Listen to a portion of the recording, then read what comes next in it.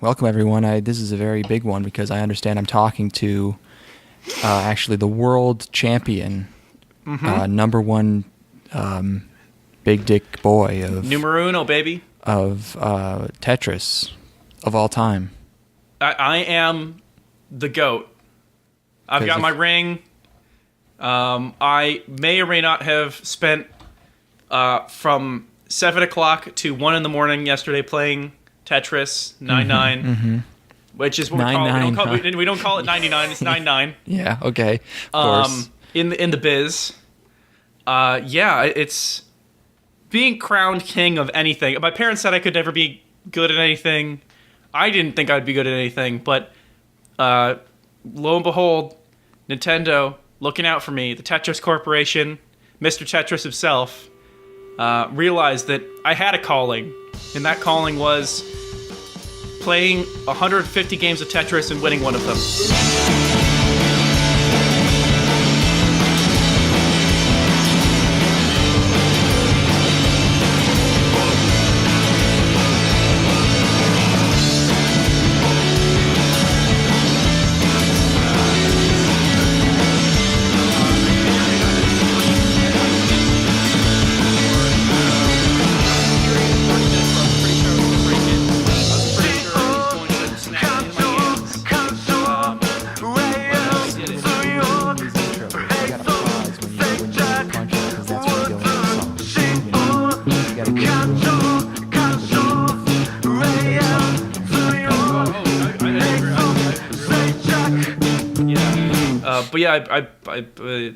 I played a lot of Tetris 99, and I won one, and it meant a lot to me. It meant more to me than, like, graduating high school or college, getting laid, moving out on my own. Honestly, I probably, looking back on that video, that was a completely sincere reaction, by the way. I wasn't... It seemed like you had an audience. Like, it appeared by your tweets that you had been playing for about 24 hours, even though I know that's not true, but you definitely committed to that.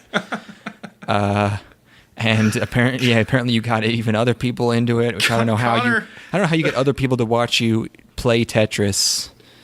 I guess you're just that fucking good. It took me a second to realize what I had done, and I just started screaming. And recording. Important. Yeah.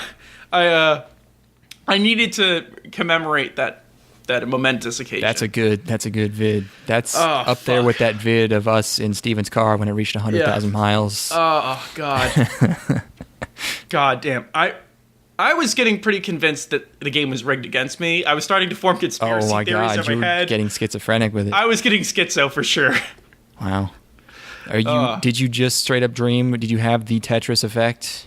Were you just were you just seeing blocks falling as you closed your eyes to sleep? No, but I did have a dream about a wildcat. That's yeah. Which actually, I guess it was a metaphor for my Tetris playing. Yeah, the wildcat kind of jumped at you with one arm outstretched and like the others. It was it was like 4 blocks. The theme was playing backwards. And just, and then there's like a little short dude. He's like, "You must win Tetris." Yeah, little Russian guy. My God. I told myself I was going to uninstall because it was actually affecting like my mental state. Like, I was getting pretty upset. Wow, one day, huh? Dude, not even one day, 3 hours. 3 hours I was like, I was going to break something. Tetris. I mean, we were on that plane to Japan and we played a lot of Tetris, but even then that was probably not 3 whole hours in one chunk. Oh my God. But I did it. Well, yeah, congrats. Thank you. Yep. This is the high point. It's all going to go downhill from here. I haven't been able to reclaim the glory. I've gotten second place a couple times since then, but somehow the urgency is gone. My heart's not really in it anymore. I was shaken, sweaty. Yeah. Sorry, I'm a little starstruck. It's all right. Being here with, You put me in a room with Tom Brady right now. Tell me who's the better athlete. I mean, you beat 100 people, so you basically won 100 Super Bowls compared to him. He only has like what, seven something. Yeah. Oh, he's got to face 11 people on the field, and he's got teammates. That ain't shit.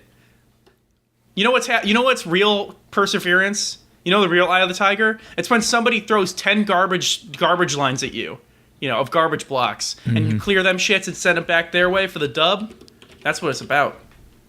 That's what it's about. Yeah, I love that, the dub. In football, is that football? Is that what you're talking about? We're moving on. Is that football? Is that football? W, term? the W, the win, the dub. Oh, I love that. Yes. Yep. Okay. I thought it was like the double. I was like, okay, double. That's like that's not a football. That's like a. That's got to be some sort of Quidditch thing. I visited one of my favorite teachers in high school when I was at home for Christmas, and I was talking to her, and she was like, "Yeah, I mean, things are going pretty well here. Quidditch has just exploded." Yeah, things are going great. Anything that brings a teacher joy is fine by me, man. It's a hard job. It just, I have no sympathy for it. Just shows everything about teachers that they just think that Quidditch is cool. It gets nerds active. That's a good thing. How active are you really? You run. I mean, you can't even run properly. Well, they can't run properly anyway, man. They're all bow-legged. Yeah, like how fit do the people playing Quidditch really look even? The thing is, the balls are really big, so you don't your depth perception isn't as critical. Hand-eye coordination, not as big of a deal. It's probably tough to ride a broom if the balls are really big. It's really an issue for me, personally. Just pressing right up, one on each side, just laying there. People actually think they try to grab them because they think they're quaffles. Do you think if I were to, I'm not a great athlete.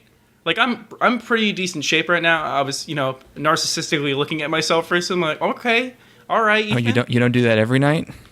I mean, this Me was neither. This was a prolonged period of looking in the mirror where I'm like, oh, damn, expecting my torso. I'm like, oh shit. Anyways, yeah, that's not something that I do every day. Every time I go to the bathroom. But come on, I'm downplaying it. I'm the biggest narcissist you know. 3 hours. You weren't actually playing Tetris for 3 hours. You were staring at yourself in the mirror flexing. Well, it's actually really hard to play Tetris because I'm constantly trying to look at myself in the reflection of the Switch. Yeah, the bulging muscles just get in the way of the screen and you just can't see anything. Well, I actually can't bring my arms close enough together to Switch. Grab the Switch because my pecs are so huge. Yeah. But do you think I am a decent enough athlete to go tear up the Quidditch scene? Like, do you think it'd be really funny to, because people always bring up the idea of going into a Little League game and just fucking destroying, but that's pointlessly cruel. Whereas going up against just nerds of your own age range in a Quidditch match and just fucking the thing is, steamrolling over them. The thing is like, they can't even get me on technicalities. Like, you're not even a real nerd. Like, fucker, I could tell you everything about Harry Potter right now. Also, I know more than you do, fucker. Yeah, I ruined my life even harder. I wasted even more time than you did. But, the thing about Quidditch is that it famously has no rules whatsoever. So you could just fucking do whatever you want and challenge the refs and everything and just yell at them and bully them until they back down. As somebody that owned the history of Quidditch, a book, oh, wow. I can tell you for a fact there are rules in Quidditch. People, yeah, I mean, it's that's extended universe shit. Like in the books, it's just fucking people are just getting killed constantly because it's just you can kind of do whatever. It's like hockey, man. I was watching a bunch of hockey fights the other day. Sure, I was just like, YouTube's algorithm got to me, and I was looking up videos of,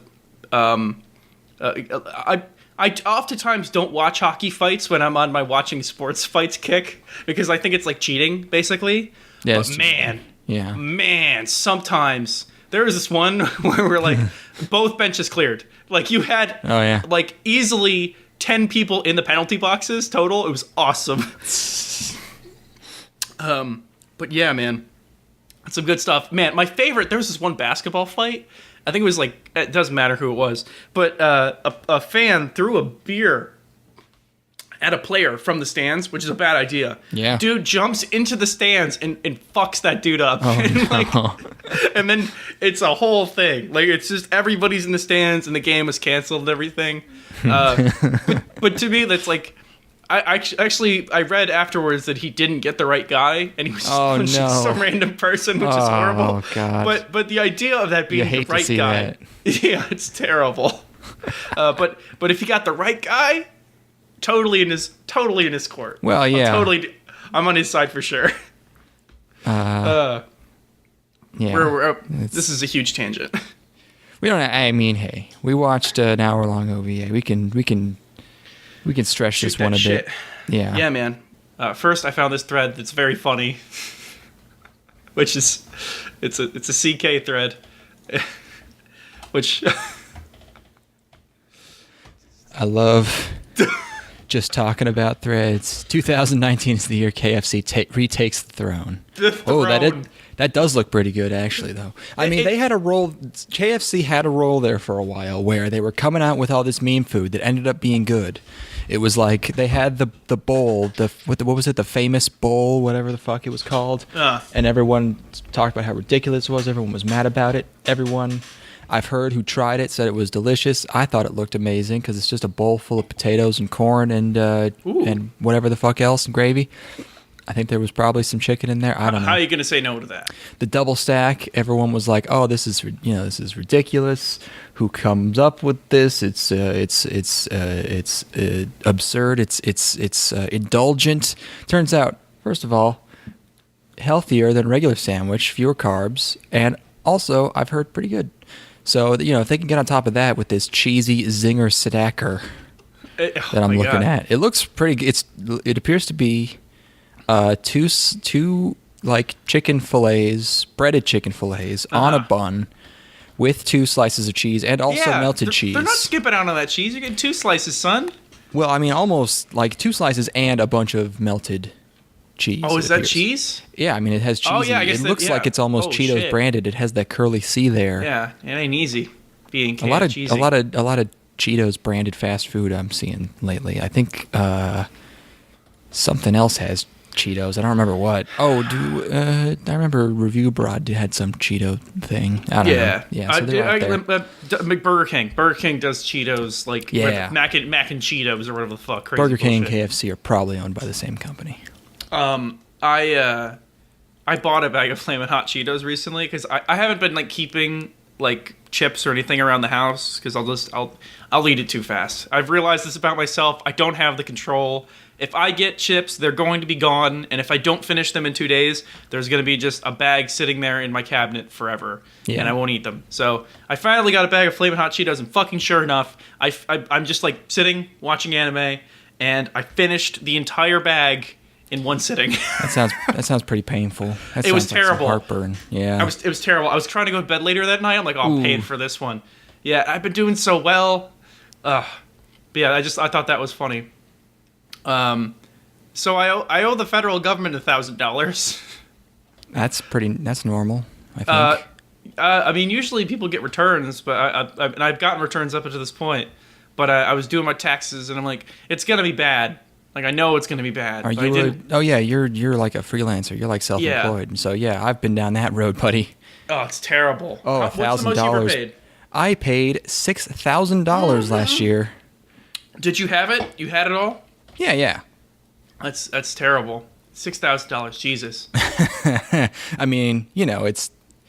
I don't understand money that well, but I just, it's like I didn't pay any taxes for the year before that, so it's just the amount I would have paid normally. Of course. Yeah. It's just people seem to think it's much worse if you have to pay it all at once, but it's kind of the same thing. It's the same, but like you know, if you have self-control and you don't just assume that all the money you have is going to be there forever, and you just spend it fragrantly.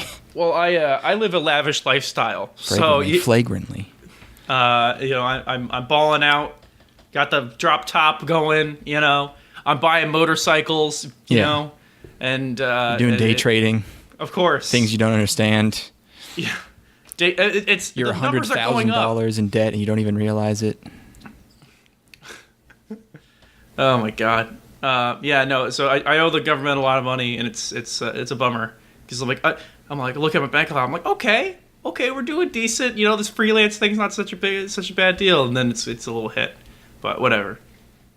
That's all. That's all I got going on. I've ruined. Oh yeah, because you've only been at this job for 6 months. Yeah, I 5? started when we got back from Japan. Nice. Another thing. I remember recently I was talking about how like Mark started watching My Little Pony, and then it's which one? What's that? You didn't like just the core. Oh yeah, friendship. FIM, baby. Yeah. And now he's slowly becoming me, because I recently went over to his place. And he was watching Yu-Gi-Oh! GX, and I'm like, "How far in are you?" And it was like, I started 2 days ago. I'm at episode 35 of Yu-Gi-Oh! GX. How do you even? I don't think it was actually that much, but it's like it's 35 episodes in. That's probably more than I've seen. He was talking to me about shit like I knew it, and I'm like, dude, I usually get to the episode where they swapped the alcohol for hot sauce, and then I'm done. That's it. So that's all I could take. Oh, he's even watching the American one. Oh yeah, you gotta watch the dub. Amazing. Do you even have you been like preaching the good word of the GX to him? No. He just found it. Okay, wow. That hive mind. Huh. Yeah, man. That's pretty horrifying. What a world. I'm gonna be dummy sauced on this episode. Because cool. I haven't like had anything to drink in like 3 weeks, so my tolerance is just like gone, and I've got a couple beers here. We're gonna see how this goes. Yeah, how's Ace Combat?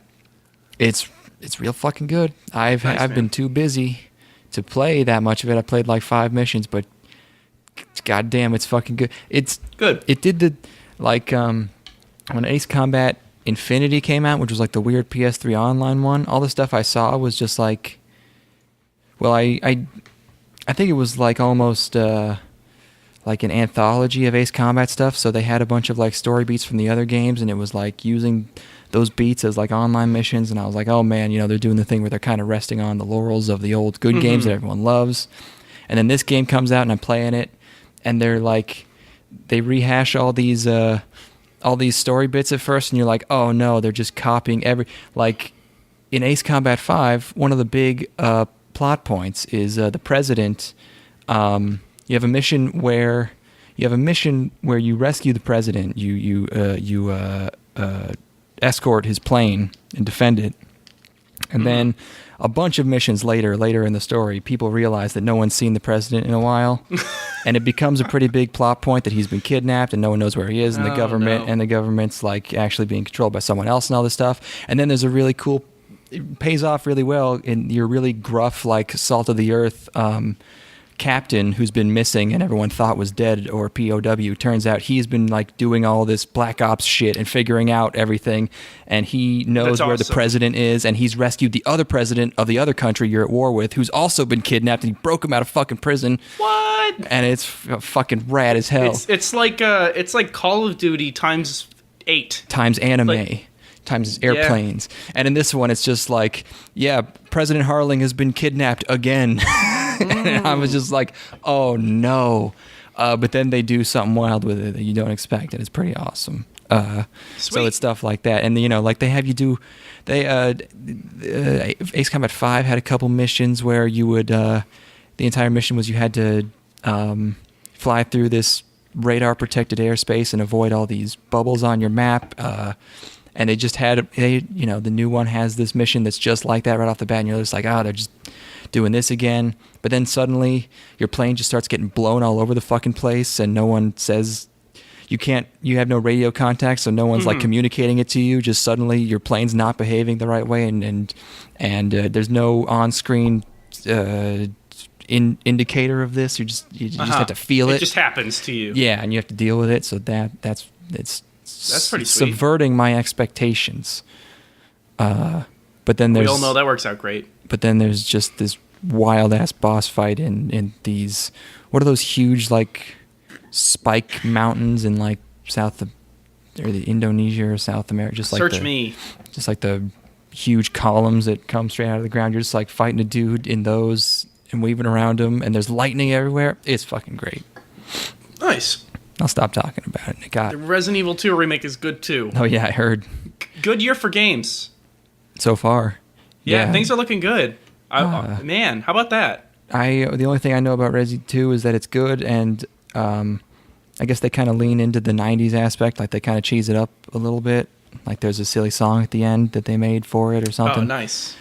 And also, did someone just totally make it up whole cloth, or is it sort of implied canonically that Chris wants Leon to fuck his sister? Is that a joke that's in the game? I'm not there yet. Oh, okay. I'm not there yet. I don't know if someone just sort of That's funny. made up that lore, or if he has lines that imply it. Yeah, my favorite stuff about Resident Evil is like just playing the game. So I guess I don't know that lore bit, but I'll find out. I'll get to the bottom of it for you. People really get into that lore. It's ridiculous. Wesker is in there. Wesker's all over the fucking place. You can't keep that fucking. Is he down, in 2, or does he show up in 3 or something? Or is he in all of them? He's not in 2. Okay. He's in 1. And I know he's in 5. I think he might be in 3. I don't know. It's been a while, so I'll find out if he's in 2 at least. They made those Resident Evil movies. People like that 7th game, huh? Yeah, that was sort of a return to roots. Yeah. Now all this is great, but really the real news is Mario Maker 2. That's what it's about. Ooh, I don't think I can buy a Switch because I can't justify it. But damn. That's huge news because I got my money's worth out of Mario Maker 1, and just that, but on the Switch is like a sale for me. If they fix the online sharing and make it like easy to find levels and fix all that stuff, I might buy a Switch. I don't know. People also really hate that Legend of Zelda remake, but I think it looks okay. Yeah, I don't know. I don't know anything about it. I think the art style's cute. It looks like 3D Dot Game Heroes. Yeah, that's what I thought. Yeah, it looks. The faces are kind of weird. I don't know. But yeah, I mean, I'm sure Switch will get a price drop, or you can get one used at some point if you really want to play that Mario Maker 2. Anyway, that sounds pretty good. Yeah, I need to play Apex Legends. Have you played that? No. Was that the one you were tweeting about? Yes. And I was like, "Oh, this looks awful," and I was right. But apparently, it's extremely fun. And now, like 30 million people are playing it. Yeah, that's what I've heard from David. Is that he thinks it's good. If I could play it without looking at it, kind of like I wanted to play Borderlands 2 without having to listen to it and also look at it. The character design just like actively makes me so incredibly angry, more than I would even expect from myself. Man, God damn. Borderlands 2. I played that entire game just shooting the shit with people, so it makes it way more tolerable. Of course. That's also, man, so fun. Yeah, I guess I should just install Apex Legends, huh? Whatever the fuck it's called. That is what it's called. Everyone just calls it Apex, I think. Oh, but then again, like, do I need another PUBG in my life? Like, I mean, you were playing Ring of Elysium. PUBG. Yeah, like, fuck Ring of Elysium. Fuck Chinese PUBG. We already concluded that shit's a psyop. Oh, but we're great. No, we're not. Break out of take the red pill. Good. Break out. No, son. I just got to keep going towards the W. No, I just got to keep going. The W is the light. It's the beautiful. W is an illusion. I wonder if other people have concluded that. I have no idea if it's true. We found it was pretty convincing. Reddit posts, but there was no sort of like they didn't have any sort of traction. Being said, there was like 20 or 30,000 people playing it. So no paper trail. Man, 20,000 people playing it according to what? China? Steam. Steam is a Chinese psyop. Steam is owned by Tencent. Oh my god! When are we going to release our web? Or what is it? What the fuck are they called? Video essay about how everything is a Chinese psyop. Yeah, we need to start with Ring of Elysium, and then we just conclude that like just like let's see, what's the fabric of reality. Gabe is Newell to- is selling us out. He's selling out all the United States. He's actually committing treason. Yeah, you have to conclude that like Tencent is actually the secret owner of like J.P. Morgan and Chase and Goldman Sachs. Can we tie Half-Life 3 into this though? Can we somehow make that happen? You think they canceled it because it was too powerful? You think China ended China ended the development of Half-Life? Here's the thing: is that if Half-Life 3 was released, it would break their stranglehold on the video game market. Half-Life 3 would have invented renewable energy that would have put China out of business. Oh, Welcome to my TED Talk. There you go. You solved it. No, it's probably way dumber than that. It's always way dumber than that. Yeah, it's just they want to sell us MOBA games. Occam's razor, more like Occam's lame-er. Yeah, more like Occam's gazer. Got him. Fucking And, nice, dude. Fucking high five through the internet. Bam. Always assume that the easiest way out is to suck some dick. That's Occam's gazer. You took the easy way out. And the coward's way. Okay, let's talk about the thing we watched. Happy Valentine's Day, everybody. Oh, yeah, right. Topical. That's, the other thing is, yep. It's not going up. Yeah, also, as of this recording, I've not put up Winter Part 3 yet. I've been quite busy. It's all right. So maybe they'll go up at the same time as a sort of, I'm sorry, whoopsies. To be fair, Sam forgot to upload his part of the podcast for like a week, so it's true. That's one of the 3 weeks it is late is responsible. We talked about the Super Bowl in that one. That one's going to be embarrassing when I put that one out. Anyways, yeah, we watched the hit 2019 film Alita: Battle Angel. Sure did. I think, and it was a little short, but damn, was it pretty! I can't believe they went all the way, the dedication to make it in 480p. Well, I mean, that's really what Rodriguez is about, is that authenticity. It's all about like gritty realism and practical effects with that Rodriguez fella. Well, here's the thing is that he actually shot the movie here where I live. And that's actually what the world looks like when you look outside. He didn't actually have to build sets. It's all on location. It just looks like a JRPG. Yeah. It just looks like Final Fantasy VII. Well, it looks like the instruction manual for Final Fantasy VII. Nice. Yeah, we watched the OVA from 1993 because we're not spending $11 on movie tickets. What are you crazy? Take us for? What are you, dumb? What do you think, I'm loaded? I owe the government $1,000. Also, it's not even out yet. I think it comes out today, and it's Thursday. What's the matter with you? Midnight release, my ass. Yeah, this movie came out in Europe in in 2003, and it came out here today.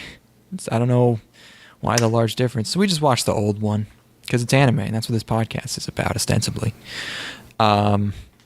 Except we're actually a Psyop. Well, of course, everyone already knows that. It's 93, animated by Animate, which is a good name for a studio known for Plastic Little, and Madhouse, of course. It's based on a manga by Yukito Kishiro.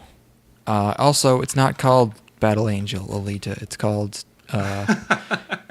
it's called Gunnm, or apparently Hyper Future Vision Gunnm. Yes. There's no one named Alita in this. Correct. In this property, her real name's probably Alita, but that doesn't come until later, I assume. So that must I guess be that's why in the manga at some point, I'm sure. Yeah, so it's kind of weird for people to call it Alita because it's like a spoiler, but even besides being a spoiler, it's just something you don't find out until later. So it's just a weird. I mean, the Japanese name's far more appropriate. It's just confusing. It's a little bit confusing. It's a weird one.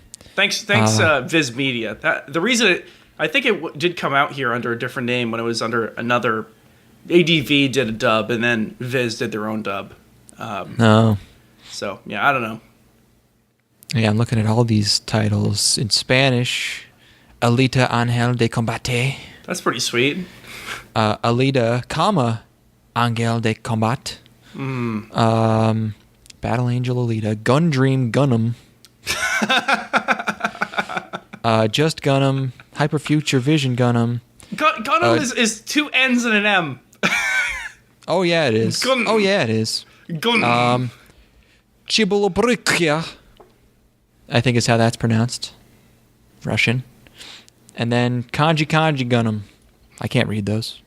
Also Japanese. Give it to me. I got it. Oh, yeah? Uh-huh. I mean, you can also use Google Translate, let's see, I suppose. But here, yeah, it's these two. Okay, of course. That is Windsong Spirit Lifting Gunnm. Okay, it is only two kanji, so I'm not sure how you got the... The kanji are complicated. I wouldn't expect a gaijin like you to understand. Oh, well, it's weird that Google Translate has them as Gundream, which is the other title of course, that I mentioned of course it would. Before. Yeah, using Pleeble. Oh, yeah, it's too literal, huh? Enjoy your Psyop. Yeah, I fucked. Another one. Another Psyop. Get around every corner. Every time. I just, it's like 3 dozen a day at this point. Every day.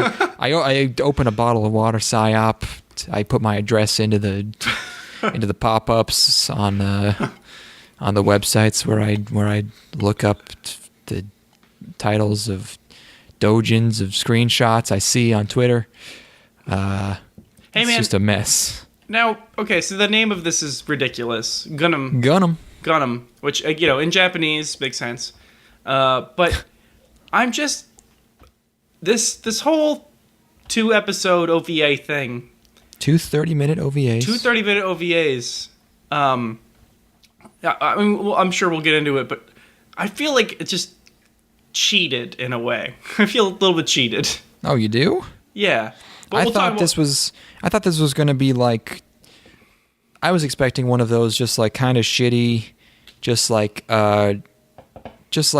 grimy, gritty, badly animated early 90s OVAs. Sure. Like fucking, I don't even know. Most of those that we see are actually pretty good. Yeah. Well, any of the really bad ones will fall through the cracks, and like there's no way we'll ever find them. Just like, I thought it was just going to be, the bad parts of Cybercop. Is that what it was called? Cybercop? Yeah. What was the anti-Semitic one? Not Cybercop. That's a Angel Cop. Yes. Another angel. Here's the thing: is that I don't think it's bad. The problem is that it's too good. That's the problem. Yeah. It ends up being so good that when it's over, I'm like, well, god damn it. Like, they didn't... Yeah, I mean, it's an OVA. It's basically an advertisement for the manga. Yeah, I guess. That's kind of why it hurts. Yeah, but it's we'll get started summarizing here, I suppose. I did start watching this, and Plex, my streaming application, recognized this show as The American Future, A History by Simon Schama. Oh, you watched that one too? That was funny. I don't know how it got that title out of Gunnm. But was your frame rate a little weird in the one you watched? Yeah, I think it's just the animation. The pans were all real bad. I don't know what was up with the pans. I mean, they must have just done them at the wrong frame rate or something. Like, yeah, it looked fucked up. I don't know. It was really jumpy. Yeah, but like when the actual character movement's fine, like any of the close-up stuff's fine. It's just the large pans are slow. They're like juddery. Very jumpy. I haven't really looked up the full cast of the new movie, so as we go through this, I would like to look up who is playing these characters because it's probably pretty funny. I know that J.K. Simmons is Ito, the guy. I don't believe that's the case. Wait, who the fuck is it? It's it's Christoph Waltz, yes, right? It is. and yeah, close enough. I think a lot of them pretty self-explanatory. But yeah, it's him, and if I'm not going to look at it, but I'm hoping Vector is Samuel L. Jackson. It has to be, right? Would you want to know who it was? We'll get to him. Okay. But yeah, it's this guy, Ito, very long-faced, a lot of very cartoonish character design in here. It's like It has some of those like weird long heads, long nosed people that you see sometimes. It's almost like they Trigun dude. Like, you know. That Yeah. Kind of, that tall hair with long face. Even a little bit more exaggerated than that. And he's collecting junk, and he finds a sex doll, and he is psyched about it. He fucking loves it. And she's got a human brain, so he fixes her up, and we get like a little RoboCop eye-opening vision. He kind of brings her back, and the setting here is like, you know, it's like cyberpunk, dystopia, Blade Runner. It's you know, menacing synths over panning shots of landscapes. Right.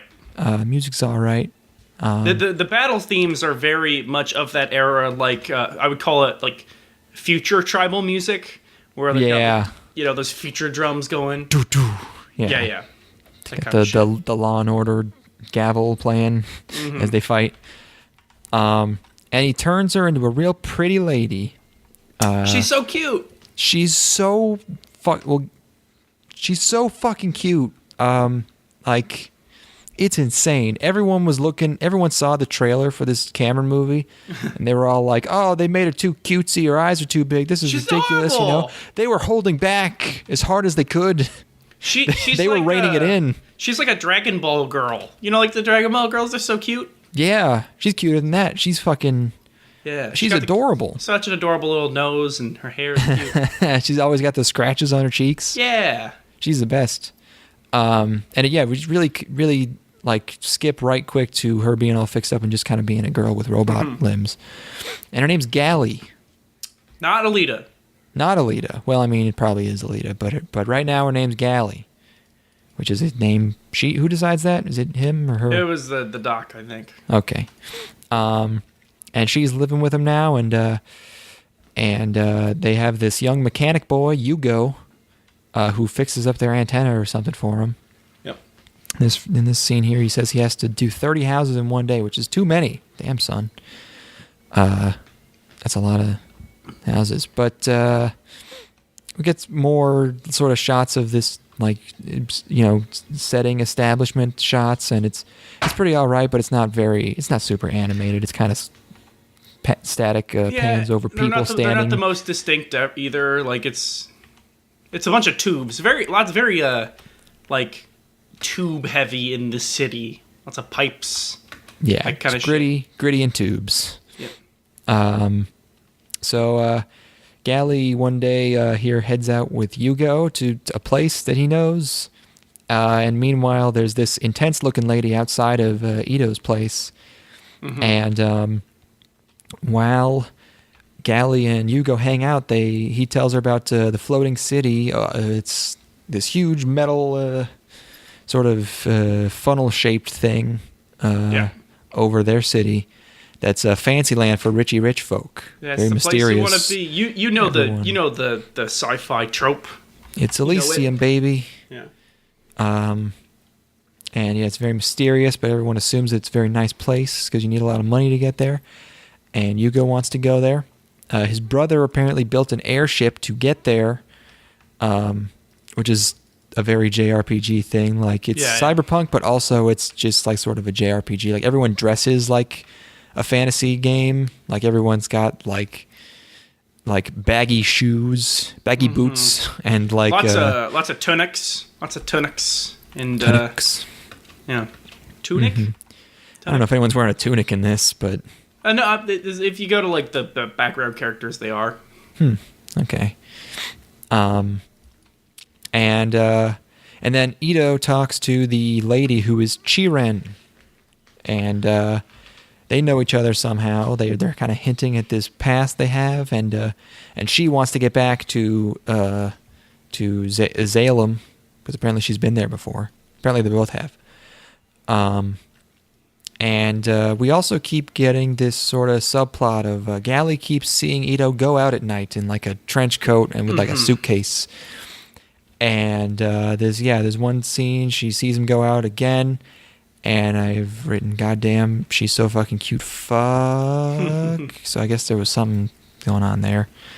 And then, yeah, Ito... we also get, as Ito's walking through town, we see on TV, everyone's watching this fight. And the big fighter everyone's impressed by, the new champ, is Zariki, who won because the original champion, Grusika, disappeared. Mm-hmm. These are some wild names. But Grusika's gone. Zariki is the new hotness. And then we see a fight scene where we learn Ito is like moonlighting as some kind of Helsing hammer vigilante guy. He's a bad motherfucker. This is a rocket hammer. Like, it's awesome. He does have a crazy ass fucking rocket hammer, and he's fighting this really lanky cyborg guy with like the who's the Street Fighter guy with the head? Is it Guile? You know, the hair where every strand is the same length, and every one is 90 degrees straight up. You know, the Japanese interpretation of the flat top, aka Slim Jim hair. Okay, gotcha. It's like the military hair, but like 8 times as long. Mm-hmm. He's like wearing a suit and like a hat, and he has his hammer. And he's saving young girls. At first, they play it like, is Ito actually stealing people's, spines and brains and stuff? Because we're told that happens because you can't replicate them, apparently. You can make the limbs and you can have all this cybernetic stuff, but the brain and the spines are trafficked because they're worth a lot, I guess. But yeah, Ito is saving girls from having their brains eaten by these other JRPG villains. Yep. And... Ito's in trouble, so Gally, who it turns out has been following him, jumps in and straight up decaps the dude. Turns out she's very strong. She's fucking flipping all over the joint. Like, she's so crazy agile. Battle angel, yeah. I really like her fighting style because it's like very acrobatic, and she's doing some of the craziest damn moves. Like at one point, when she's fighting the huge dude, she slides underneath him and then uses the force of her arms to kick up through his shoulder and destroy the shoulder. Oh yeah, it's awesome. Yeah. She's crazy strong. Also, the big guy you just mentioned, turns out, is Grusika. That's where he's been. Yep. What I didn't get is that Ito acted surprised, like he didn't build her to be that strong. Or I guess it's because he's surprised that her brain knows the combat moves, right? I guess the strength was known, but he didn't know that she could be good at fight. Yes. So that makes sense, I guess. So Ito's doing this to collect bounties because that's how laws are enforced, is criminals have bounties on them, and you catch them and turn them in. Cops are going. To this silly kind of robot secretary guy. And then Gally decides she wants to be a cop, or what do they call them? Hunters, something hunters. Not monster hunters. I don't know. Yeah. And Ito doesn't like it. Hunter warriors. Yes. What is it? Or warrior hunter or something. And he doesn't like it. He says all you have to do is be beautiful. So it's like, yeah, we know why he's keeping her around. The first scene, he was with the other guy rebuilding her, and he's just like, yeah, I'll keep her. And I was just like, yeah, I know you will. You dirty old man. If someone told me like, yeah, I'm gonna keep this teenage girl torso with me, I would assume some things, you know. But yeah, she wants to hunt, and then we learn some more about Chiren. She's fugging this black man to get to Zalem. Mm-hmm. And after she's done getting fugged, she runs into Grusika, and it turns out they know each other, and he asks her to fix him up. And then next we see Gally. She gets registered as a hunter, and then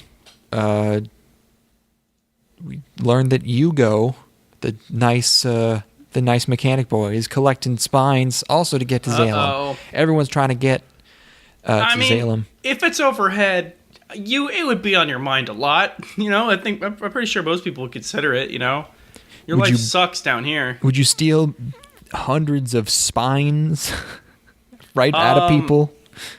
I mean, you could do that now. Like, you could look if you wanted to make a lot of. You could find Like, you could download Tor. You could find some people who need some vertebrae, or who are just like rich and like really have a weird fetish and just like want to like put a human spine in their butt or something. We're gonna go on a side note really quick. Yeah, on this podcast to talk about another podcast that I listen to. Oh no, I don't like talking about other podcasts. So it's like a bunch of like 50-year-old dudes who are like the most lame people ever. Is it one of those serial killer podcasts? No. Oh. They literally just talk about whatever, and the one of them is like the most straight edge like normie norm dude ever. Like he at one point postulated the idea that people who need salt and pepper as seasonings are like drug addicts of some kind because they need the rush of like seasonings rather than enjoying. I mean, there are some people who are like that, but most of the time it is kind of just there to add flavor. I mean, one time I saw you dump pepper on like a plate of fries for like 30 seconds, and I can't imagine that that's not some sort of sexual thing. I can't imagine any other reason why you would do that. I mean, did all those fries go in my mouth? You don't know that. I mean, I don't remember. It was many years ago. I just remember the image of me being like, "Dude, what? Are you okay?" And you're just like, "What? I'm not done yet." It's like an absurd amount of pepper. Yeah. I'm about to be really, really okay. I'm about to be the most okay. Look away for a second. I'm going to unzip my pants. So at one point, one of them brought up the deep web or the dark net or whatever way you want to talk about it. Is that like 4chan? No, he's like, man, I wish, like, the dude was like, man, I wish I had access to that. The other guys are like, what the fuck could you possibly want to use it for? And he's like, I want to look at darknet eBay. I want to be able to buy illicit comics off the internet. Like he didn't realize in his mind it was just another internet where more transactions happened, and rather than a place where you get things you can't get on the surface net. It was like he didn't understand the idea of it being specifically. He just thought it was like a weird exclusive sort of. Yes. Yeah, well, he probably heard the statistic of like 95% of the web's content isn't on the surface web, which is something that people like say to mislead you into thinking that that's all like Tor stuff when it's actually just like private business servers, banking transactions and shit. Yeah, it's just everything that's not on an HTTP server. He's great. I fucking love this dude. Because like he didn't have a dad when he was growing up. Like his dad left or whatever, or was like just terrible. So he decided when he had kids, he was going to model his parenting style after like 70s sitcoms. So he's trying to. That's a pretty. You could do worse than that, sure. Yeah. No, I love him. He's great. He's so fucking weird. Like like one of the genuinely bizarre people I've ever come across in my entire life. Where like that his morality is formulated by 70s sitcoms. It's weird that he would stop at 70s. It's like, well, I guess if he was that age, like maybe he was watching them. Like I don't know why you wouldn't just go back to like what's the 50s. I don't know. Andy Griffith sitcoms. What was it? Andy Griffith. Sure. Or is Leave It to Beaver? Was that a sitcom? That's probably I think. Was that a guy? Was that a kid with a dad? Remember that was his neighbor or something. I fucking man. Oh yeah, that looks like a nice wholesome. There you go. But yeah, I don't know. Just the dark net made me think about that because like. I already love this dude, but everything he says just makes me love him more. He's like I don't know. He's definitely like on the spectrum somewhere. But who isn't these days? Of course, but like in the strangest, most entertaining way. Yeah, I mean you can go to darknet eBay, but there ain't no comics there, my man. Just a bunch of experimental research chemicals. He's obsessed with Tom Brady, and like at times he'll have his he'll do like bumpers, right? This is all dad stuff. Like Tom Brady makes out with his son, and he's like, "Ooh, I heard Tom Brady." He does bumpers, and he'll make his daughters record them with him, and they hate it. And like he'll basically every time reference Tom Brady, and they're so sick of it. And it's just fucking great. That's a good bit. Anyways, yeah. Love that dude. Shout out to Tell Him Steve Dave. Shout out to Walt. You'll never hear this. I love you. Oh, no. Okay, what was going on in Alita? Yes. Our little boy was stealing spines. He's up to that, yeah. And so that happens. Grusika comes back to Alita, or I mean Gally, all angry this time, but he's got enhancements by Chirin, and including a crazy whip arm. He's got the 80s OVA hand. Yeah. And my next note is, oh my God, that dog! Jesus Christ, no. man. Yeah, not good.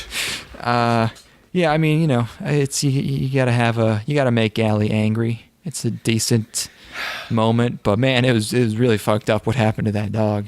I didn't realize it was going to be that. You see organs. Like it's an OVA rough. From the 90s. Like yeah, you're gonna see it. They don't just you don't just see them in a pile. They squirt out the sides. Yeah. Like intestines are forced out. It wasn't insanely detailed like Angel Cop, where they see the lady's brains and teeth and skull and everything. But they don't. This dog is not full of jelly like a lot of props. There's a bunch of stuff in that little guy. Poor dog. Poor dog. And yeah, she gets mad at that, and she puts his blood on her cheeks like battle makeup, like a Indian, like a sun. The football words. Oh yeah. Eye black. Yeah, and they move to the junkyard to have their fight. And meanwhile, this crazy green and purple round hat samurai guy has been hanging out, kind of watching her from the shadows. And I was watching this, and I was thinking I could see how someone could really see potential in a big budget live action Hollywood adaptation of this. Because before I was kind of confused, like why this, but I was watching this and I was thinking about how I would direct it and how these things would go, without the sort of slightly awkward, not 80s, 90s weird pacing and kind of off execution of anime. And I thought it could work pretty well. That dog flying apart, Ugh. You could make that a good, tasteful moment. Maybe you don't have to show the whole thing again, but and maybe you could do it in a shadow on a wall, perhaps. Or you could slowly see this the seams in the dog, and right as you realize that, you see Gally's face, and then there's sort of this red cloud that explodes in front, but it's in the front, and it's foreground, it's out of focus, but what's happening, and you just watch her reaction. Very, very, very serious, good moment. It's about family. It is about family. Yeah, now I kind of want to see that movie actually, and see how it matches up to the vision I have in my mind of what I would do with this. The dog is the key to all this, because it's a funnier character than we've had in the franchise before.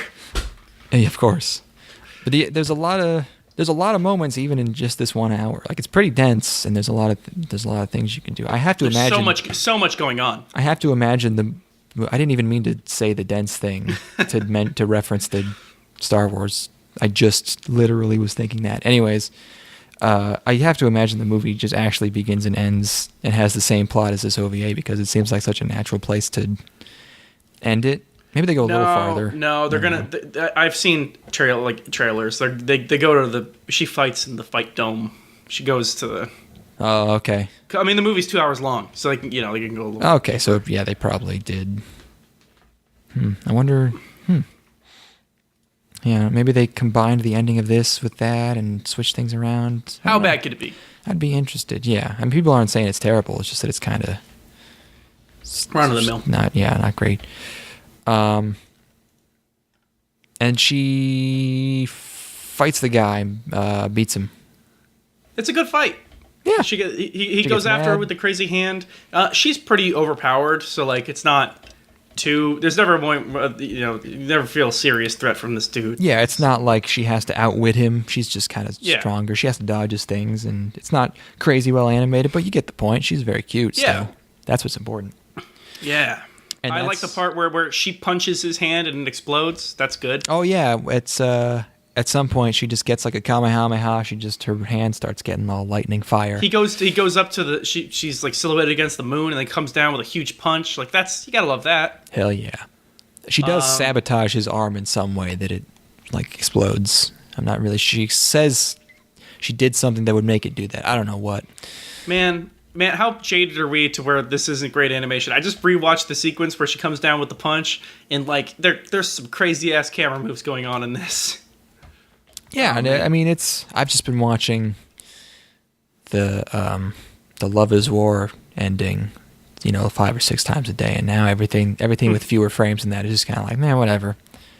She's not dabbing, so I don't really care about any of this stuff. Now that we're done with episode 1, let's go through. I want to go through the cast. I want to see what's going on in this. Sure. In this Cameron movie. Hold on, let me drink this vodka. Sure. Let me go take a piss real quick. Oh, okay. Oh. All right. Whoa. Boom. So who's in this movie? We got Mahershala Ali. Alita is Rosa Salazar. Yeah, she's not very cute. What? Hold on. Let me look, she's not anime. I don't like it.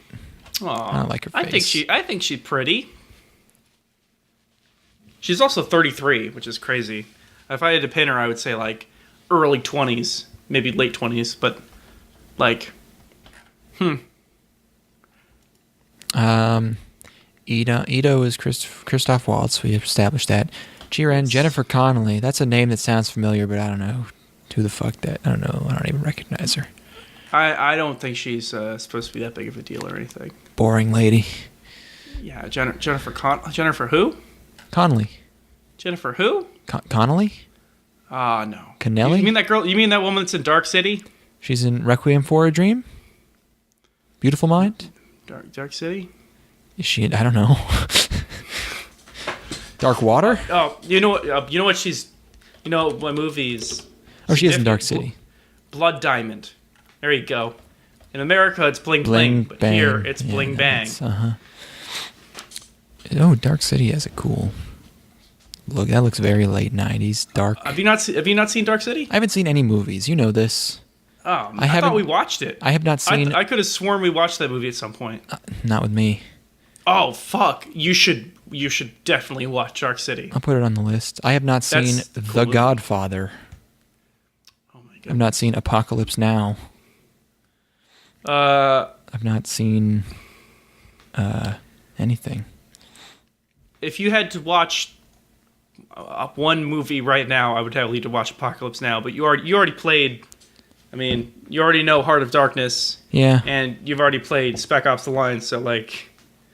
And I watched Boat City. You remember Waterworld? No, the anime. Oh God. You remember the? Yeah. Hold on. I can get it.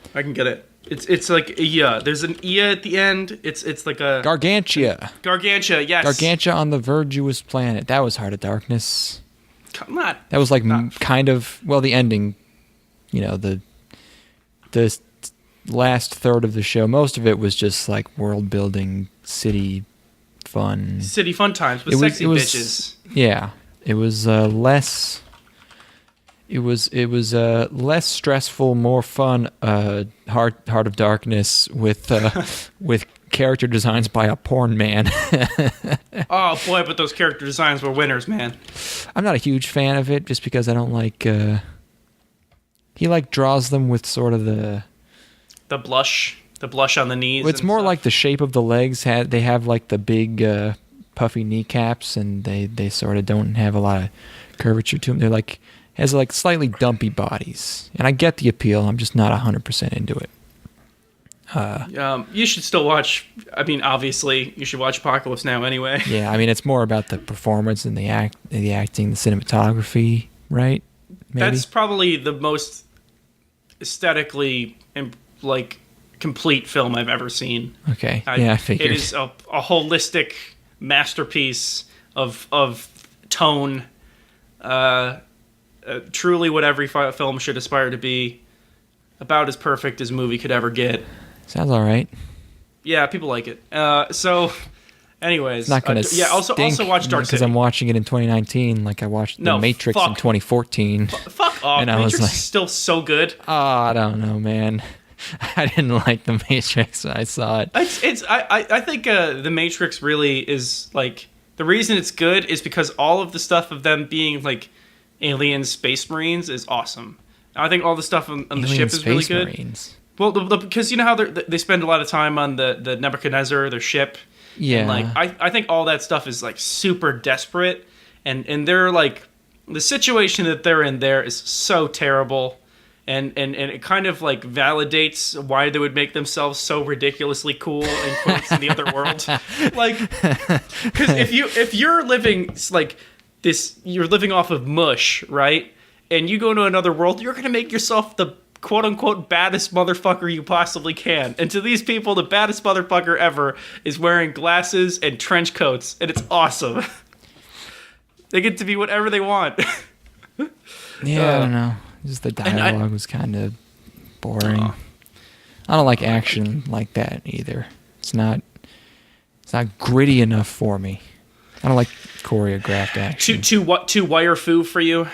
Not a big fan of wire fu. That's kind of all of it. You know, it's not like too wire fu. It's like pure. Yeah. I respect the dedication to wire fu, and I understand that it's a style. I know wire fu. Yeah, but I'm just like, I don't know. I understand. I disagree. I would like to see it as it was intended with Will Smith and Sean Connery, because maybe then that sounds. Yikes! I don't know, man. That sounds pretty rad. Oh. You're gonna take that away from my man Larry Fishburne? He has a normal voice. Sean Connery has the accent, and I think that would be funner to hear him talk about fucking crazy LSD nightmare. We're living in a simulation stuff. Pretty awesome. That's pretty awesome. Dude, when he gets shit out of the machine, it's like all the people in the pods. Oh man, it's just the most fucked up nightmare world ever. It's a Geigerian nightmare. Yeah, maybe. Anyways, Larry Fishburne also in Apocalypse Now when he was 14. Damn. Yep. Oh, it's great. Dark City, directed by Alex Proyas, known for Gods of Egypt. Ooh. Nice. Oh, and Knowing? Holy shit. This guy's a master of amazing garbage. But Dark City's so good, though. I believe you. No, that's fine. I'm just saying, damn, this guy's had a rough past 10 years. iRobot, I watched iRobot probably dozens of times. And it's probably bad, but I have fond memories. I liked it. It was just always on HBO or something, FX, I don't know. No, it was probably HBO. You know what I just watched? Talk about movies we've seen dozens of times. I watched Tokyo Drift again. Oh, again, huh? Uh-huh. That must be a bi-yearly thing for you or something. Golly, it sure feels like it. I've probably spent more time watching Tokyo Drift this year than I have talking to my mom on the phone. Anyways. Yeah, I mean, sure. But man, I know every single beat in the movie, cool. So it's like I might as well when I'm watching it, I might as well be like. No, I could probably repeat it line for line at this point. It's pretty ridiculous. What a tragedy. I mean, it's pretty good. I appreciate it because of the era and how well it embodies it. But I don't even remember really the plot of that. Like he does something bad. He has to get sent to Japan. He gets involved with the drifting gang. He meets little Romeo or Bow Wow or I think that's Romeo. Lil Romeo, or no, he's just Romeo, isn't he? No, it is Bow Wow. It is Bow Wow, isn't it? Okay. It is Mr. Bow Wow. He's no longer Lil Bow Wow. Okay, that's good. Happy for him. He had his bar mitzvah. And then he has to, there's gang guys, but I don't remember. There's probably a lady. I don't know what he has to do. She's got a pentagon face. Yo, that girl got that Pentagon face. It's like you want to set her up, like you go to a dirt field, put her down, and then you want to hit home runs over top of her face because the bitch looks like a home plate. That girl. She just looks like... Wait, Pentagon or Pentagram? Pentagon. Oh, I thought for some reason you said pentagram. Yeah, she's got an unholy face. That girl got a penitentiary body, and she got a pentagram face. Woo. Oh Lord. Yeah. Oh, sorry. Who else is in this fucking movie? Let's go through this real quick because I'm curious. Okay, Jennifer Connelly. Man. And then Mahershala Ali. Mahershala Ali. Is that Muhammad Ali's son? Are they related? Not because they have the same name, but because they're black.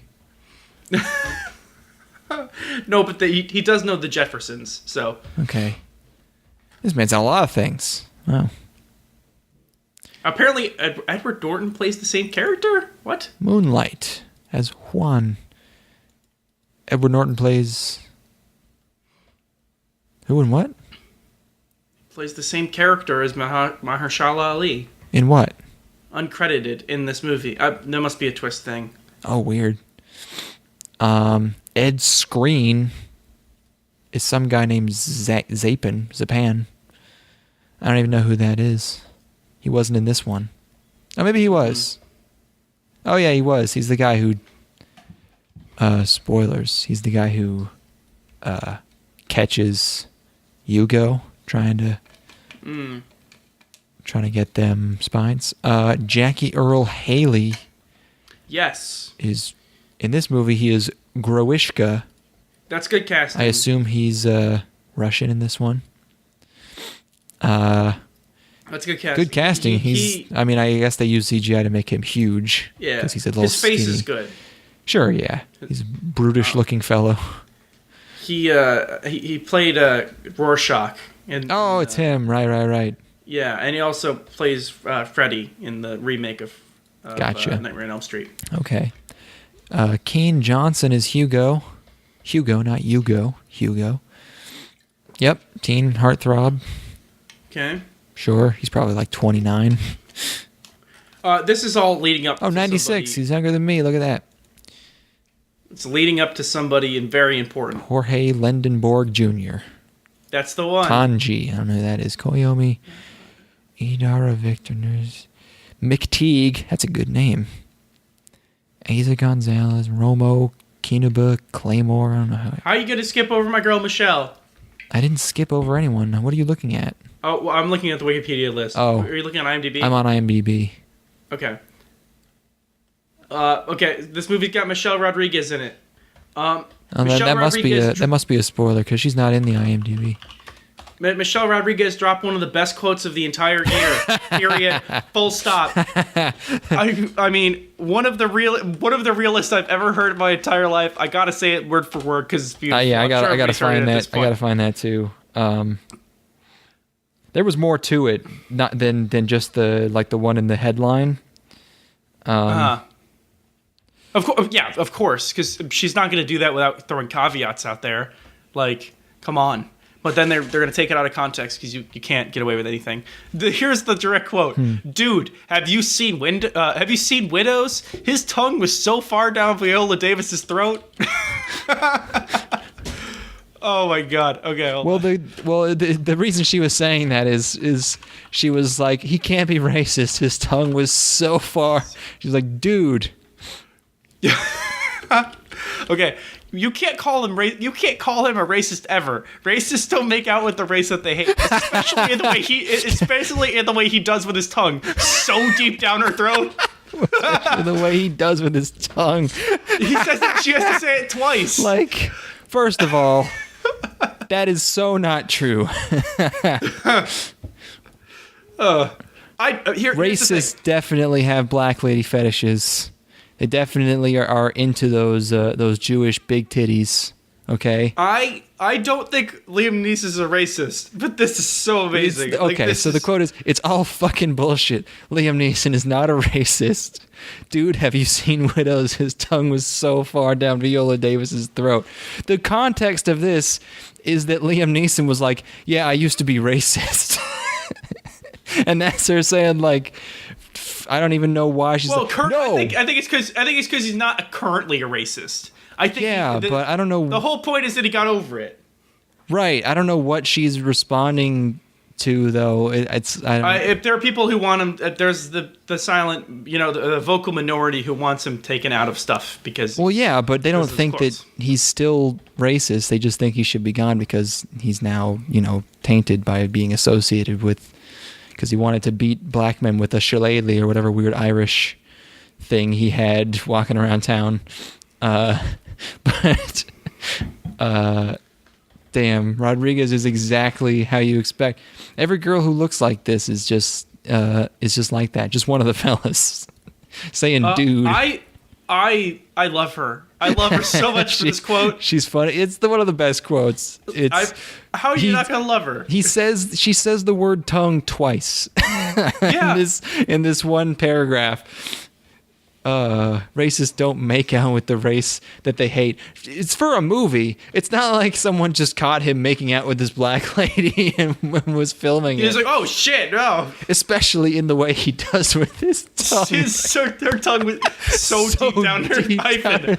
It probably sounds normal when you hear her say it, but it's the kind of thing that journalists do on purpose where they just write it down with no mention of how she's laughing or the pauses or anything. So it just makes it sound like she's a crazy person. Just spewing it. See, you should have seen the tongue. The tongue. Gotta love her. I mean, come on. It's so fucking good. Shout out to SA, San Antonio native. You know what it is? It's all bullshit. Ignore it. He's not a racist. He's a loving man. It's all lies. The lies are, by the way, from him. And now there's a screenshot of Liam Neeson doing the thing that it's confirmed. It is true. He is putting his tongue pretty in there. He does look like he could be a little disgusted though, but she is kind of fat. I don't know. Might not be because she's black. Might just be because she's kind of looks like Michelle Rodriguez single and bi. Oh my god, my true calling. She just looks. She looks dirty. Her quotes are so good. Hold on. Oh, are there more? Does she have a wiki quote?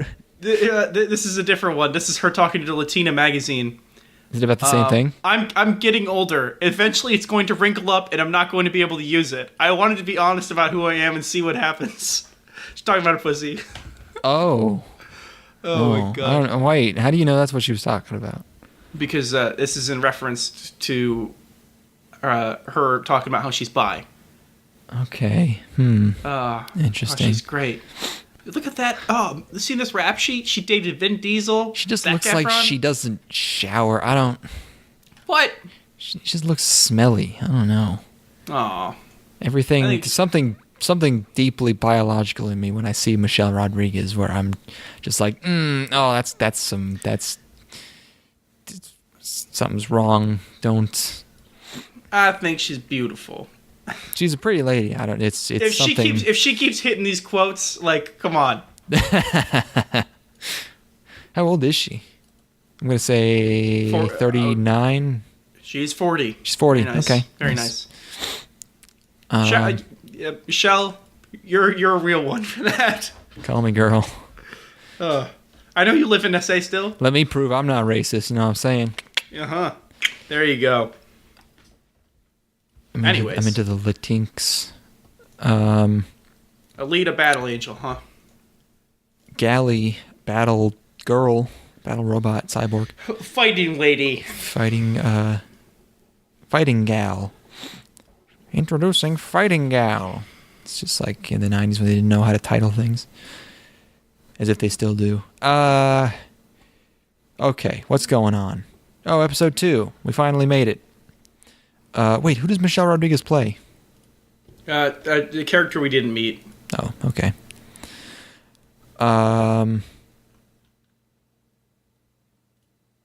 Vector is the big black pink suit wearing spine stealing boss who's also the boss of the fighting of the Zariki. And he kills people. Yugo's been stealing spines from people without killing them somehow. I don't know. And Vector's like, yo, fuck that. And just ices a dude right in front of Yugo. No trail, no evidence. No witnesses. So Yugo's working for Vector to get to Zalem. And they're talking in Vector's office, and Vector gives him some booze and tells him about getting to Zalem. And then Gally is sitting around a fire with some old guys. That wasn't really explained. I don't know what was going on there. But Yugo gets dropped off by helicopter, and he's wasted. And Vector, weirdly, you'd think Vector would be more shadowy, but he's weirdly okay with just sort of being out in the open. And he and Gally just sort of talk briefly, like almost as if they know each other. They don't really introduce. Maybe she's met him before, and she knows that he's the guy Yugo works for, but he doesn't know that he's a spy stealer. That's the sign of a good gangster, is that you're able to walk around with impunity. That's true. Yeah. He's less of a gangster and more of like a kingpin, maybe? Sure. That's similar, I guess. I don't know. He's not like he's not racketeering. Speaking of Kingpin, that new Spider-Man movie was fucking awesome. Moving on. Which new one? Into the Spider-Verse? Yeah. I heard that. People have been going nuts over it, so I assumed it was overhyped. Just because people like that it's somewhat original in its visual style. No, it's genuinely fucking amazing. That's pretty cool. I walked out of the theater and was just completely blown away. Damn. It's one of the most immersive movies I've seen in a long time. Were you just really drunk? No, that's during my sober period. Ooh. Highly recommend. Cool. Anyways, moving on. Welcome to Movie Recommendation Hour. So, Yugo's friend, who he steals spines with, gets decapped. A lot of decaps happening. Gets decapped by a mark in a botched job. He sets it up in such an awesome way, too, where the mark throws him into the air only to cut him in half. Yeah, he throws him upside down in the air and just slices him. Which is a statement. It's a statement. Oh, that's brutal. Sure. Yeah. So then that's happening. Meanwhile, Vector. I wrote Victor here. That's silly. Vector's disappointed in Zariki's performance. He's starting to break down a little bit, starting to lose, I think. And he sees Gally in the paper and wants her to be in the ring. Yes. Wants her new champ. You got the talent to be champ, kid. Go for the butt, Johnny. Speak more references to podcasts that aren't ours. So Victor promises Zalem to basically everyone. He tells Chiran, what's her name? She can go. Chiran, she can go, and he promises Yugo he can go again. Instead of getting a certain amount of money, he says he can go if he gets Gally to him, I think. But Yugo's now wanted, and there's posters, and he's on the TVs and stuff. So Gally sees this, and she confronts him in like this warehouse, and it's raining, and she confesses to him, and they have a kissu.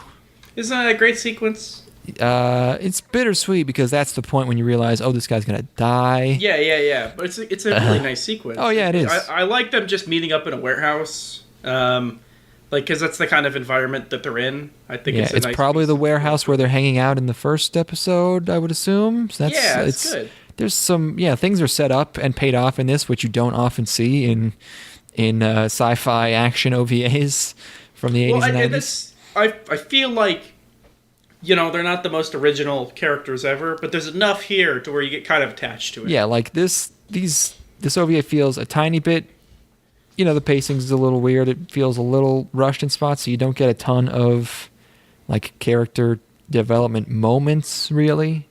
So this is a good one. That stands out. And then Yugo I like kind her of with her hair down too, because it's all yes, wet. she's very wet. She's yes, rain. Yugo then tells sort of his life story. His brother, he expands on the airship thing. His brother built the airship, but then was betrayed by a bitch, by a damned bitch. Listen up, player, because the listen is this. Never fall in love, because a bitch is a bitch. Yeah. Who just ratted him out for really no apparent discernible reason, just sort of because, or maybe, maybe the airship was actually just a total like delusional. Maybe it's sort of a mirror of Yugo's fate to come, is that he was sort of obsessed with building this airship that had no chance at all. So she like reported him, thinking that would help or save him in some way, or just like to end it early. And he gets killed by this samurai guy who's been stalking Galley this whole time, the big round hat dude. Yeah. Who then shows up immediately as Yugo tries to head to Vector's place. He gets there for the bounty, chops his arm right off immediately. No! Gone. Which makes Galley angry. She starts fighting him. She's almost on the ropes, but she does one of the sword catches. She does that, which is cool, with the lightning arms. And then the samurai, she pushes him back, and he gets struck by lightning because he has the big sword. And that's another thing that pays off, because they mentioned that there's lightning that day, and her body is affected by it in some way. So they mentioned that there's lightning, so that is foreshadowed somewhat, or at least established. Yes. And he gets really fucked, like he just gets kind of melted by it. He's just gone. It was kind of ridiculous because at one point, like, she's brooding over Yugo's body, and then he dissolves in the background. Right, yeah. Like, he just crumbles to bits, which is yeah, pretty there's one shot of him, like, as a skeleton, and then it cuts to her, and she's doing something in the background. You just see him, just turn to dust. It's maybe it makes sense in the manga, but here it's it makes perfect sense here. I don't know. Well, it makes sense. It's just ridiculous. Lightning's stronger in the future. Anyways, but Yugo's fucked. So Galley just kind of cuts his losses here, takes his head off, and Chiren feels bad for him because I think she relates to. I think she and Ito used to be an item, and she betrayed him. So she feels bad for Yugo because she kind of did the same thing that his brother's girlfriend did to him, or something like that. And there's also the the aspect of he has a similar ambition to her. Like they both want to get back to the city. Yeah, or they want to get up to the city, and yeah. Also, Chiren was eavesdropping on him, which is why she knows that. Yep. Talk about that. So, Galley brings his head to Ito and says, "Hey, please fix." So he does. That shit's fucking awesome. By the way, what a crazy fucking idea. Just cut somebody's fucking head off. I mean, it works. Yeah, I mean that's how this universe works. She keeps his head alive by linking their blood, their circulatory systems or something. Or Chiren helps. That's great. Does that. So he's a cyborg too now, but he's very upset about Zalem, so he escapes out of a vent, goes missing. So Galley goes after him, and Ito heads to Vector, who has obviously just been lying to everyone about being able to get them to Zalem. You can't just buy your way there, it turns out.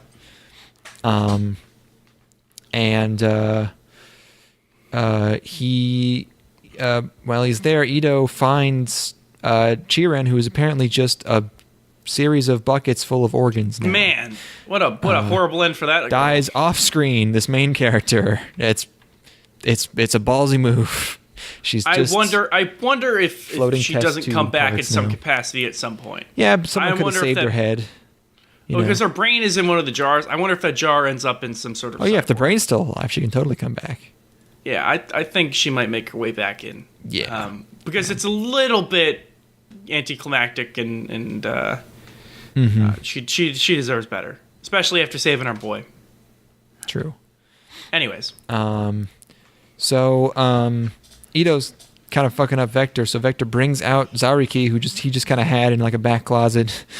This huge, like the strongest fighter in like this super powered fighting sport that everyone watches, but Ito just gets him by slicing him with the hammer, and somehow like sends his like claw arm flying into Vector or something that kills him. I wasn't really sure what happened there.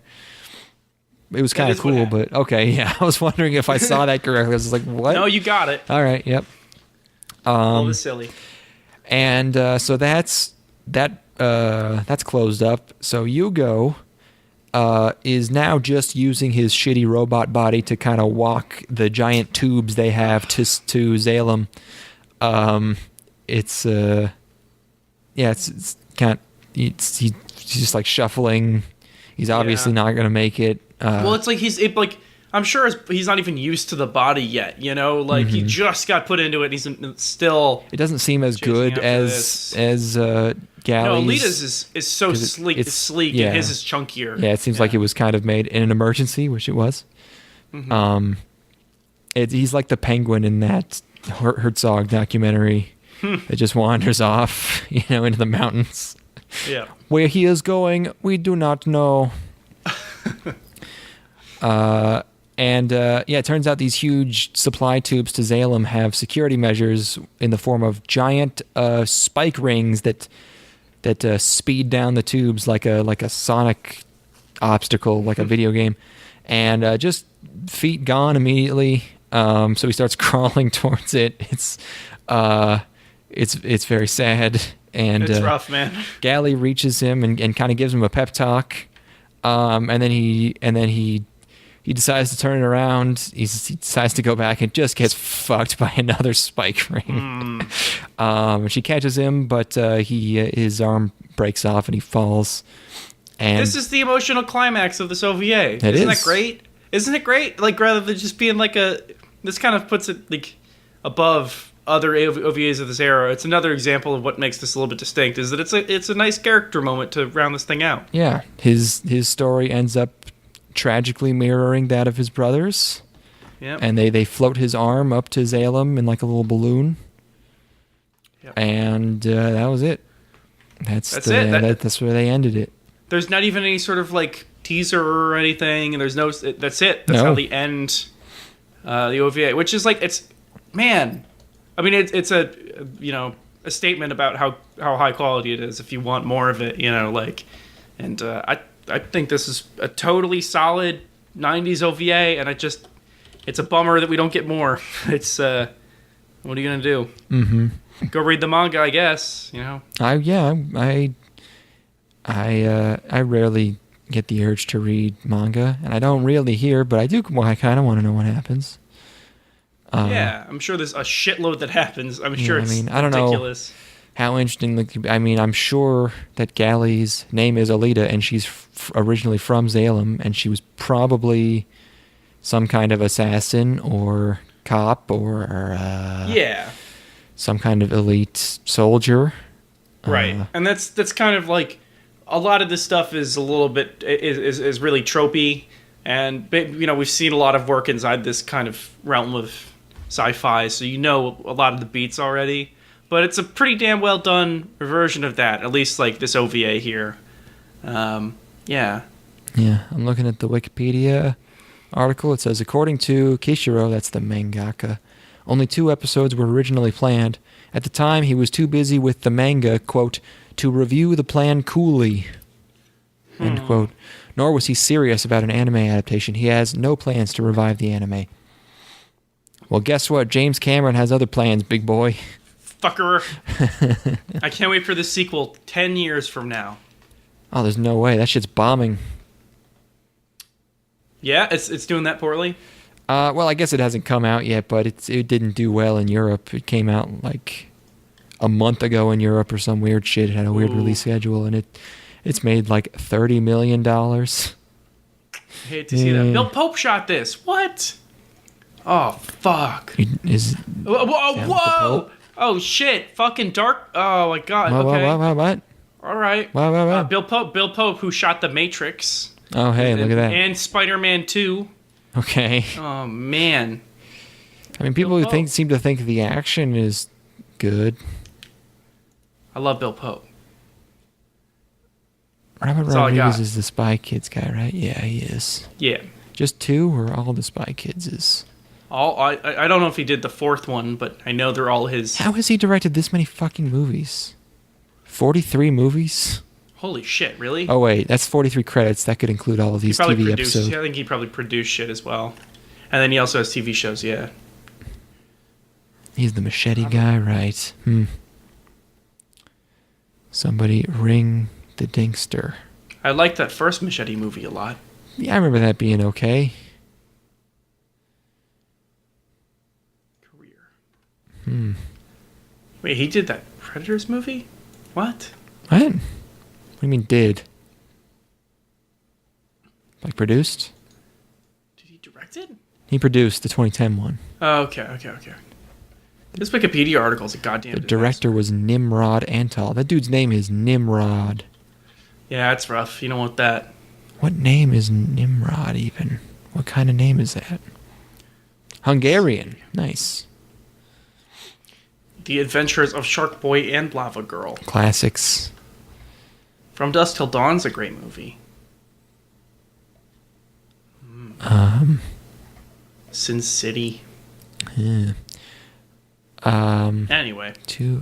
What was I going to say about Alita? Oh yeah, it's not making the money that I don't know who expected. This seems like the kind of thing that's been in development for like 10 years for some reason. It was discussions around an adaptation happened in 2003. 2001? James Cameron has owned the rights to do an adaptation and has been talking about doing it since 2003. Yeah, it sounds about right. If you had asked me a year ago, Battle Angel Alita, how does it do the box office and what do the reviews look like?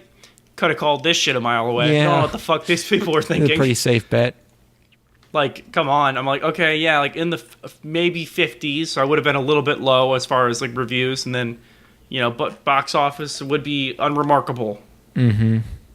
Because there's not any sort of real built-in audience here in the West, like, there's like maybe, really, neither of us have seen it or consumed any of the media. We've seen a lot of bullshit. The domain name battleangelalita.com was registered to James Cameron by 20th Century Fox around June of 2000.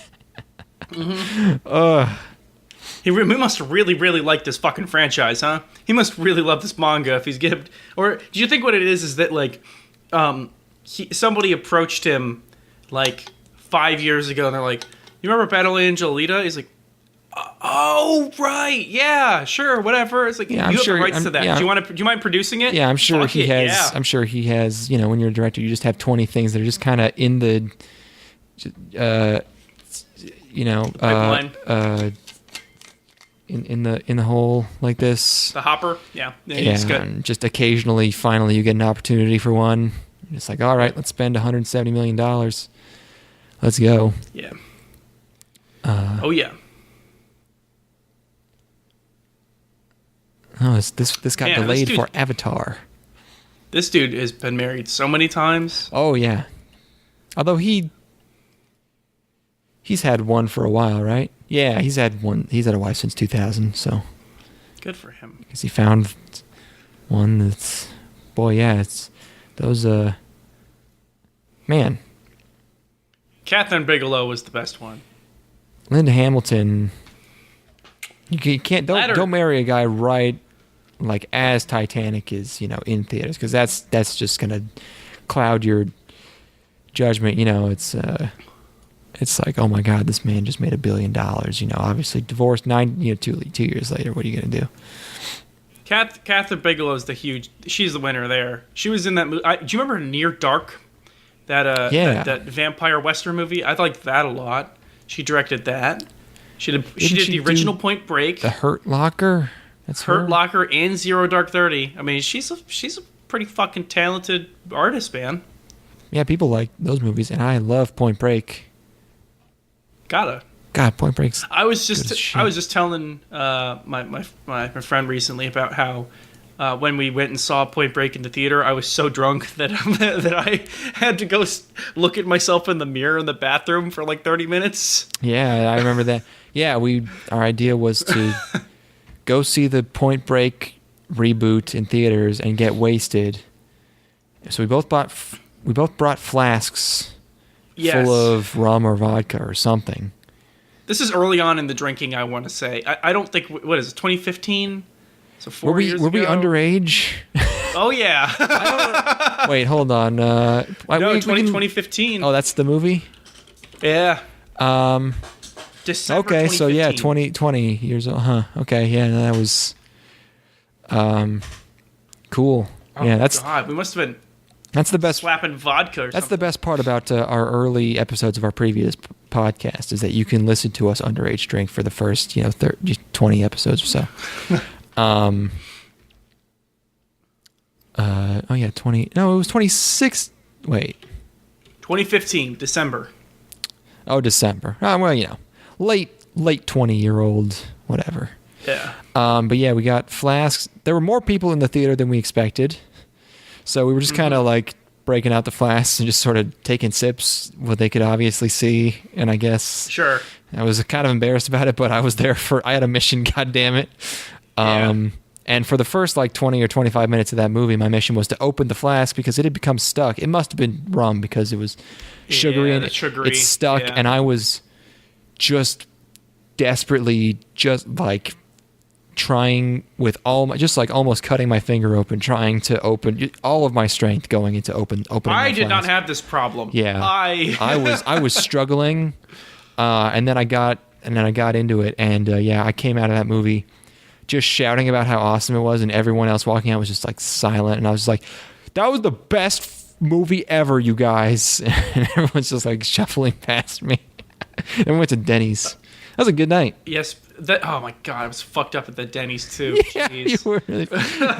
I went into the bathroom and imitated a cop and scared you. I think. Fuck. Yeah, because I was just on the John. Because I was Yeah. so And drunk I had to sit down and not be in public and like And I pretended to know that you were drunk somehow or something. you got me so good.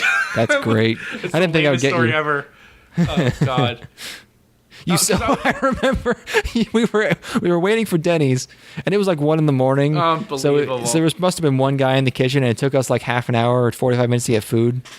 And you go to the bathroom and you disappear for like 15 minutes, and we all get a text in the group chat, and it's a selfie of you in the bathroom. Oh fuck, that was awesome. Oh That was shit. good as hell. I just found the description for the cast of that movie. Oh. And here we go. We got Edgar Ramirez as Bodhi. No one anyone's ever heard of. Luke Bracey. Are these real This names? is a Chinese co-production. So So these aren't real people. Bodhi plays an eco warrior who plays a sort of Robin Hood role. It's almost like somebody's like That's true. I mean, spitballing in a meeting. We're like, oh, it's sort of like a Robin Hood.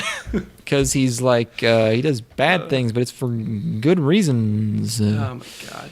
Unbelievable. Yeah, it's amazing. Luke Bracey, Ray Winstone. Neither of these guys have had careers, I'm sure. I haven't heard of any of these people. None of these people are real. Yeah, like Steve Toisson. I mean, I just like didn't make money. No way. Barely. Like no. Well, I wonder if it even cost anything. It must have an insanely low budget. Let's see. I think they might have done all these stunts practically though. Oh, nice. Budget 24 million. Box office 83. There you go. That's the original. Wait, no shit. Hold on. Yeah, there's got to be. I'm happy for the original. Got to be at least a hundo, right? 105. Nice. Box office 133. So they probably didn't make money. There was a lot of marketing for that. That's a bummer. That is not a bummer. That movie sucked ass. Oh, it's a bummer for people involved. Well, yeah. I mean, sure. I'm sure they still have jobs. That movie has a surf sequence, a wingsuit sequence, a snowboarding sequence, and a rock climbing sequence. And I remember second. We called it the Red Bull movie. You know, it was just like the YouTube video, like, hey, watch people do extreme sport challenges, and it was that with like a weird like eco-terrorist frat or something. I don't remember what the fuck. The original was just they were running drugs or something. That's a nice simple skydiving. This has all weird shit. They were in like an underground parking garage. It was stupid. What was the line where he's dangling over the cliff and he does the Mufasa thing? And fuck, what is it? Yeah, what does he say? It's in the trailer, I think. It was in the trailer, but wasn't in the movie or something. Oh, what the fuck is? I'm gonna find it. But that shit made me lose my mind. It was something about gravity. He says like, oh, I don't remember. Hold on, I'm coming. He says something about gravity, and he goes something. He calls him brother. I don't know. Yeah, here we go. Find that. Yeah. It's worse than you could imagine. Oh, is it worse than I remember even? Do you know how many laws you've broken? Oh. The only law that matters is gravity.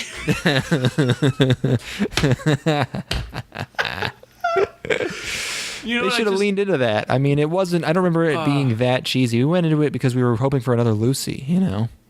You know what I? We weren't even drunk for Lucy, but I felt like I was. On drugs. That's like MD. That's like DMT, baby. That's just basically like yeah. I need to watch Lucy again. You know what I just watched? I watched the Scooby-Doo movie that has the Hex Girls in it, and we watched that recently. Was that just me, Connor, and Steven? I think so. We watched that in the last year. But there's a line in that where they were explaining what they're about, and like we're eco-goths, and I'm like, fuck, I'm officially now an eco-goth. That's my alignment for sure. Oh my god, the only law that matters is gravity. Fucking awesome. All right. Now I can see why we saw this movie. It makes a lot of sense watching this trailer. Yeah, I don't regret it. No. I mean, we really like Point Break. Yep. You know? It's true. Point Break was pretty amazing. Catherine Bigelow directed a movie called K-19, The Widowmaker, with Harrison Ford and Liam Neeson. Uh-oh. You don't want Liam Neeson in your movies anymore. In 2002? He's racist. Yeah, he's probably extra racist, 2002. He's still getting over it. Yeah. The Weight of Water, as opposed to The Shape of Water. Undertow. She just wrote that one. That's another, that looks like Near Dark. But Lou Diamond Phillips. What do I know him from? Charles Dance. Game of Thrones, man? Oh, man. I just watched the 4-hour-long Hamlet adaptation. I watched that in high school. Did you really? All 4 hours of it? I think we watched the whole thing. It's pretty good. I just remember a lot of long takes. I remember it's just looking pretty good. I mean, it was shot on 60 millimeter film, so makes sense. Or 70 millimeter, and it's beautiful. And my man is so hammy in that movie, just beautiful. Steven and I watched The Mummy. Oh, because how was that? It's the Renaissance, baby. He's back. I'm thinking he's back. Yeah, really? Yeah, I'm thinking he's back. Oh, good. He stopped paying his alimony. $50,000 a month. Can you ridiculous. fucking he's been irrelevant for 20 years. Yeah, $15,000 a month to some bitch who didn't get married specifically so that she could keep getting the money. Holy shit. I would... Unironically, Brendan Fraser's will to live must be insane. Yeah. I would off myself 1 month into $50,000 a month to my ex-wife. Are you fucking kidding me? I would be gone. I would take my kids with me. I would Chris Benoit that shit. Are you out of your mind? Yeah. Gone. Everyone's gone. Do-over. Mulligan, baby. What does she have on him, do you think? 50 grand. Have on him. She won in court. What do you mean have on him? She doesn't need anything. Yeah. But like, you can't fight better than that. You can't get $50,000 a month. That's ridiculous. I mean, it was at the height of his stardom. Like, she has to be used to her lifestyle or whatever, right? Oh, fuck it, come on. But he's done with that. It's been 10 years. He's done. Good. And is his hair back? Did he get his hair back? He looks better. He updated like his Facebook profile picture, and it looks better, and he's smiling and stuff. I gotta see it. I don't believe it. Our guy. Mr. Brendan With the, Man. do you see it with the yellow background? Is it? Where is it? Wait, what? What's up? He's in a Doom Patrol adaptation? What? What the hell is Doom Patrol? Doom Patrol is a comic by Grant Morrison. That's the best comic ever. Okay. What the fuck? I wanted to be the one to make Doom Patrol. You can reboot it. How long has it been? 5 years? That's a television show. It's not going to be anywhere near weird enough, I'm sure. Yeah, but it has been 5 years though. Dog shit. It's coming out. The trailer came out today. Yikes. Oh, it's new? Yeah. Oh, I'm thinking he's back, baby. Wait, he's Robot Man? What? Ah! What the fuck? Yeah, Doom Patrol is the best comic ever. It's like crazy psychedelic and philosophical and beautiful. And Grant Morrison's an artist of the highest order. One of the true creative individuals to ever write in the comic industry. He's a genius. True genius. Oh, I'm excited. Has like the most poignant, beautiful ending in all of comics history. I'm sure they'll nail it. Doesn't overstay its welcome. It's 3 volumes. There's no way they're going to get this right. Cool. Yeah, The Mummy, I don't know. It's I'm a bigger fan of Encino Man, starring Pauly Shore. I feel like we tried to watch that and couldn't get through it. It was a little rough. No, that's basically my experience with most Pauly Shore films. Bummer. Except for Biodome. Everybody loves Biodome. I can't get enough of Biodome. What happens in The Mummy? I think he fights a mummy. Yeah, he finds the mummy. The lady's boobies are pretty nice. Oh. Who's in that? I think the most notable thing is how funny it is that movie. Weiss. I don't know. Maybe I was misinterpreting something. Maybe it's just my brain that does this. But I felt like there's a guy in that movie who's like his whole thing is that he's just backstabbing and betraying everyone the whole time. And he has like a really like ratty face, and he kind of talks like this, and he's sort of I don't know if he's Jewish, but the way he curries the favor of the mummy is by holding up a Star of David and talking in Hebrew. And the mummy recognizes it as the language of the slaves and takes him in as his servant. And then he spends the rest of the movie like betraying everyone and just being a completely self-serving guy. And I was just watching it going, wait, they just did that? They just did it? And I couldn't find anything online of people saying like, yeah, the Jewish guy is just this ratty just fucking betrayer. Here is from the subreddit Ask Science Fiction. Why did Imhotep let Benny live just because he spoke Hebrew? Well, I mean, I feel like that was pretty easy to figure out. Come on, guys. He says it's the language of the slaves. Yeah, I also cannot find anything going on here. Maybe he's not Jewish. I don't know. He knows Hebrew somehow. Although I guess the bit was that he holds up an icon from every religion and tries it on him, and then finally the Star of David works. So maybe he was Hollywood's talking. remake of the 1932 horror classic The Mummy is a racist masterpiece. I found that one. That one's not about that. It's just the only one to mention it, but I don't even think it mentions that guy. Yeah, I don't know. Well, time for my essay. You I got guess it. I gotta write it. I gotta finally expose the 1997, 8. We can film, tie it into our other Psyop shit. The Mummy. Yeah. Finally How does expose. the Mummy fit into this? Brendan Fraser just came back. It's just the Renaissance, and it's time for the Dark Ages, where I expose him as being a star in an anti-Semitic film. The Breckening. Bye, everyone. Oh, just